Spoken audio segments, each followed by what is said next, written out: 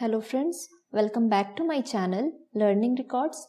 आज मैं क्लास 2 के हिंदी पाठ्य पुस्तिका रिमझिम से कविता तितली और कली से लेसन प्लान बताने जा रही हूँ। तो आइए देखते हैं। इसमें सबसे पहले आपको लिखना है पाठ्य योजना संख्या। आप अपने अनुसार यहाँ अपनी संख्या दे सकते हैं। सूचनात्मक पद में सबसे पहले आपको लिखना है विद्यालय का नाम, छात्र अध्यापिका का नाम, क्रमांक यानी आपका रोल नंबर आपको यहाँ पे लिखना है, कक्षा क्लास 2, विषय हिंदी, कालांश आपकी जो क्लास है वो जिस भी पीरियड में है आप उसे यहाँ पे लिखेंगे, प्रकरण टॉपिक, तितली और कली दिनांक, जो भी आप जिस दिन क्लास लेने वाले हैं उस दिन की डेट आपको यहाँ पे डालनी है। यहाँ पे एक पॉइंट छूट गया है, वो है अवधि। अवधि यानी जो भी समय है, जो भी टाइम पीरियड आप क्लास में देने वाले हैं 40 मिनट, 45 मिनट, 30 मिनट जो भी है, आप वहाँ पे अवधि में यहाँ पे आप लिख सकते हैं। इसके बाद है सामान्य उद्देश्य। सामान्य उद्देश्य में पहले नंबर पे है छात्र छात्राओं में हिंदी विषय के प्रति रुचि उत्पन्न करना। दूसरे नंबर में है छात्रों की मानसिक शक्ति एवं कल्पना शक्ति का विकास करना। तीसरे नंबर पे है छात्रों को हिंदी भाषा समझने के योग्य बनाना। चौथे नंबर पे है छात्रों के शब्दकोश में वृद्धि करना। पांचवें नंबर पे है छात्रों को शुद्ध उच्चारण का ज्ञान कराना। सामान्य उद्देश्य के बाद आपको हेडिंग देना है विशिष्ट उद्देश्य। विशिष्ट उद्देश्य में हमारी जो भी कविता है उसके रिलेटेड हमारे जो भी उद्देश्य है उनको हम यहाँ पे लिखेंगे। आप देख सकते हैं पहले नंबर पे मैंने लिखा छात्र छात्राएं। आप यहाँ पे जिस भी क्लास में जाते हैं तो अगर बॉयज स्टूडेंट है तो आप यहाँ पे छात्र लिखे, अगर स्टूडेंट्स गर्ल्स हैं तो आप यहाँ पे छात्राएं लिख सकते हैं, अगर कोएड है तो फिर यहाँ पे छात्र छात्राएं दोनों लिखेंगे। तो आइए देखते हैं विशिष्ट उद्देश्य। पहले नंबर पे है छात्र छात्राएं तितली के विषय में जान पाएंगे। दूसरा है छात्र छात्राएं फूलों के विषय में जान सकेंगे। तीसरा है छात्र छात्राएं कविता को समझ पाएंगे। चौथा है छात्र तितली और फूलों के बीच के संबंध को समझ पाएंगे। विशिष्ट उद्देश्य के बाद आपको हेडिंग देना है शिक्षण सामग्री, जिसमें है चौक, डस्टर, लपेट श्यामपट्ट, पाठ्य पुस्तिका। शिक्षण विधि, प्रश्नोत्तर विधि, व्याख्यान विधि। पूर्व ज्ञान में बच्चे के जो भी नॉलेज है बच्चों को पहले से, उसको हम लिखते हैं। तो इसमें मैंने यहाँ पे लिखा है छात्र छात्राएं तितली और कली के बारे में सामान्य जानकारी रखते हैं। उसके बाद है प्रस्तावना के प्रश्न, जिसमें आपको 3 कॉलम बनाना है। पहला में आपको लिखना है क्रम संख्या, दूसरा में छात्र अध्यापिका क्रियाशीलन और तीसरा में है छात्र क्रियाशीलन।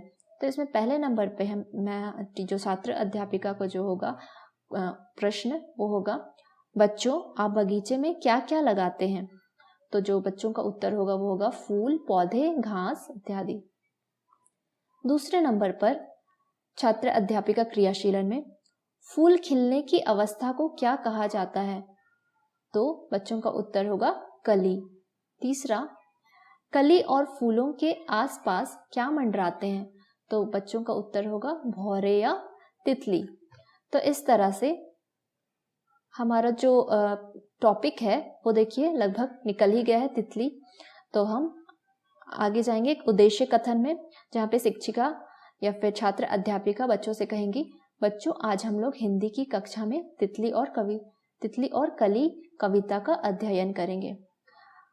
उसके बाद है उद्देश्य कथन के बाद हम जाएंगे प्रस्तुतिकरण या फिर क्रियात्मक पद में, जिसमें आपको सबसे पहले 4 कॉलम खींचना है, जिसमें पहले कॉलम पे आपको लिखना है शिक्षण बिंदु, छात्र अध्यापिका क्रियाशीलन, छात्र क्रियाशीलन और श्यामपट्ट कार्य। शिक्षण बिंदु में सबसे पहले है आदर्श वाचन। आदर्श वाचन में हम जो भी कविता की पंक्ति है उसको पहले लिख देते हैं, क्योंकि जो कविता की पंक्तियां हैं बहुत ज़्यादा लंबी हो जाती हैं, इसलिए हम यहाँ पे इस तरह से डैश डैश करके स्टार्टिंग के पद को और अंत के पद को लिखते हैं। और उसके बाद यहाँ पे हमने लिखा है छात्र अध्यापिका शुद्ध उच्चारण के साथ भावपूर्ण ढंग से कविता को पढ़ेंगी। उसके बाद है शिक्षण बिंदु में अनुकरण वाचन।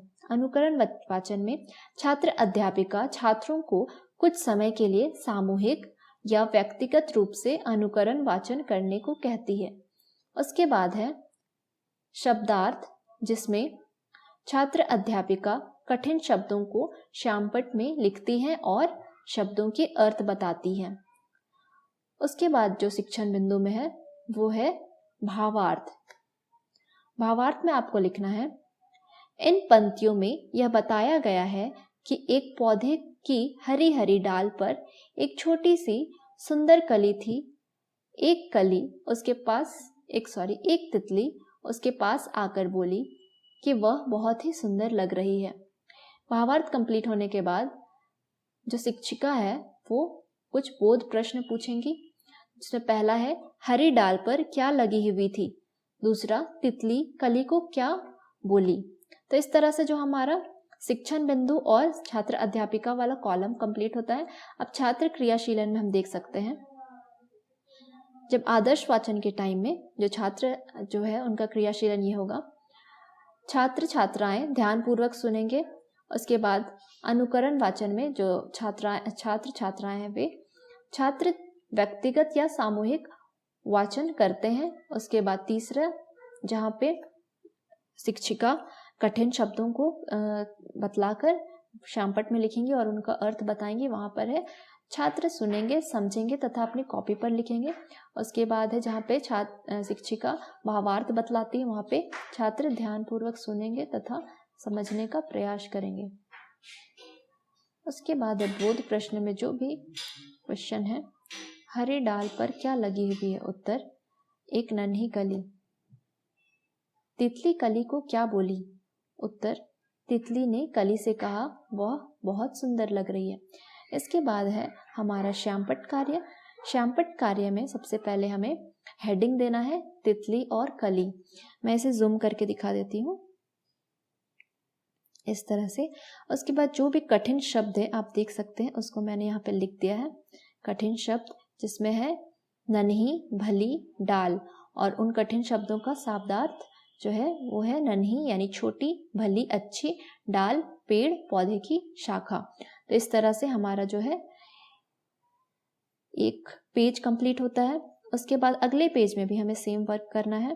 4 कॉलम खींचना है, जिसमें पहला लिखना है शिक्षण बिंदु, दूसरा छात्र अध्यापिका क्रियाशीलन, छात्र क्रियाशीलन और श्यामपट्ट कार्य, जिसमें हमें शिक्षण बिंदु में फिर से आदर्श वाचन करना है और जो भी हमारी जो पैराग्राफ बची हुई है उसको हम यहाँ पे लिखते हैं।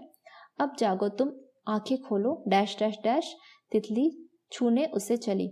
छात्र अध्यापिका शुद्ध उच्चारण के साथ भावपूर्ण ढंग से कविता पढ़ेंगी। उसके बाद है अनुकरण वाचन में छात्र अध्यापिका छात्रों को कुछ समय के लिए सामूहिक या व्यक्तिगत रूप से अनुकरण वाचन करने को कहती हैं। उसके बाद है शिक्षण बिंदु में शब्दार्थ, जिसमें छात्र अध्यापिका क्रियाशीलन में आपको लिखना है छात्र अध्यापिका कठिन शब्दों को श्यामपट्ट में लिखती हैं और शब्दों के अर्थ बताती है। उसके बाद है भावार्थ में इन पंक्तियों में यह बताया गया है कि तितली कली से बोली कि तुम जागो तथा अपनी आंखें खोलो और अपनी सुगंध को गली गली में पहुंचाओ। खेल की बात सुनते ही कली फैलकर खिल उठी और हवा के साथ भागने लगी, जिसे छूने तितली उसके पीछे चली। भावार्थ के बाद जो है हम शिक्षण बिंदु में लिखेंगे बोध प्रश्न, जिसमें पहले नंबर पे है इस कविता में किसके बारे में कहा गया है, दूसरा इसकी खुशबू फैल गई है, किसकी खुशबू फैल गई, तीसरा तितली और कली ने क्या खेल खेला। इस तरह से जो हमारा शिक्षण बिंदु और छात्र अध्यापिका क्रियाशीलन है उसका कॉलम कंप्लीट होता है। अब जाते हैं हम छात्र क्रियाशीलन तथा श्यामपट्ट कार्य में। तो देखिए सबसे पहले आपको लिखना है आदर्श वाचन के सामने छात्र छात्राएं ध्यानपूर्वक सुनेंगे। उसके बाद है अनुकरण वाचन में छात्र व्यक्तिगत या सामूहिक वाचन करते हैं। तीसरा है जहाँ पे शिक्षिका कठिन शब्दों को श्यामपट्ट में लिखकर उनका अर्थ बतलाती है, वहाँ पे आपको लिखना है छात्र सुनेंगे, समझेंगे तथा जो भी कठिन शब्द हैं उनको अपनी कॉपी पर लिखेंगे। तो आप इस तरह से यहाँ पे लिख सकते हैं। उसके बाद जहाँ पे शिक्षिका जो है वो भावार्थ बतलाती है, जो भी पंक्तियाँ उसकी, वहाँ पे आपको लिखना है छात्र ध्यानपूर्वक सुनेंगे तथा समझने का प्रयास करेंगे। उसके बाद है हमारा बोध प्रश्न, देख सकते हैं आप। मैं थोड़ा जूम करके आपको दिखाती हूँ। बोध प्रश्न, जिसमें छात्र अध्यापिका क्रियाशीलन में मैंने लिखा है इस कविता में किसके बारे में कहा गया, तो छात्रों का उत्तर होगा तितली और कली। दूसरा, किसकी खुशबू फैल गई है, तो छात्रों का उत्तर होगा कली की खुशबू फैल गई या फिर कली की। तीसरा, तितली और कली ने क्या खेल खेला, तो उत्तर होगा कली फैल कर खिल गई और तितली उसे छूने चल पड़ी। तो इस तरह से हमारा जो छात्र क्रियाशीलन वाला कॉलम है वो कंप्लीट होता है। इसके बाद हमें आना है श्यामपट्ट कार्य में। श्यामपट्ट कार्य में फिर से मैंने जो कठिन शब्द है जो इस पंक्ति में आए थे, उससे कठिन शब्दों को चुनकर मैंने यहाँ पे लिख दिया है। मैं जूम करके दिखाती हूँ। देखिए, महक, छिटकर, रंगीली, संग, और इसका शब्दार्थ मैंने यहाँ लिखा है महक का खुशबू, छिटकर मुंह खोलकर, रंगीली सुंदर रंगों से भरी, संग साथ। तो इस तरह से आप श्यामपट्ट कार्य में ब्लैक पेपर में आप सिल्वर स्पार्कल यूज करके श्यामपट्ट कार्य को थोड़ा अट्रैक्टिव बना सकते हैं। उसके बाद है हमारा प्रस्तुतिकरण खत्म होता है और उसके बाद हमको आना है पुनरावृत्ति में। तो पुनरावृत्ति यानी रिवीजन, हम जो भी बच्चों को पढ़ाए हैं आज के क्लास में उसको हमें एक बार शॉर्ट में रिवीजन करना होता है। तो इसमें पहला नंबर में है इस कविता में छोटे बच्चों को तितली और कली के विषय में बताया गया है। दूसरे नंबर में है तितली कली से खेलने के लिए उसे नींद से जागने के लिए कहती है। और तीसरे नंबर पे है कली खेल की बात सुनकर उठ जाती है और हवा के साथ चलने लगती है और तितली उसके पीछे पीछे चलने लगती है। तो इस तरह से पुनरावृत्ति के बाद आपको मूल्यांकन करना है, जिसमें आपको कुछ प्रश्न पूछने हैं। तो यहाँ पे आप देख सकते हैं मैंने 4 प्रश्न पूछे हैं। पहला है इस कविता में किसके बारे में कहा गया है। दूसरा, तितली कली के पास क्यों गई थी। तीसरा, तितली और कली ने क्या खेल खेला। चौथा, तितली के क्या कहने पर कली खुश हो गई। तो फिर से मैं पढ़ देती हूँ एक बार चौथे नंबर को, तितली के क्या कहने पर कली खुश हो गई। तो इस तरह से हमारा 4 क्वेश्चंस में मूल्यांकन खत्म होता है। उसके बाद सबसे अंतिम सबसे आखिरी जो है वो है गृह कार्य। इसके बाद जो है हमारा लेसन प्लान कंप्लीट हो जाता है। गृह कार्य में मैंने दिया है क्वेश्चन, अपने आसपास मिलने वाले सब फूलों के नाम लिखें और याद करें। तो इस तरह से आप और भी होमवर्क यहाँ पे गृह कार्य ऐड कर सकते हैं क्वेश्चंस को। तो हमारा आज का जो टॉपिक था तितली और कली चैप्टर से जो लेसन प्लान है वो कंप्लीट होता है।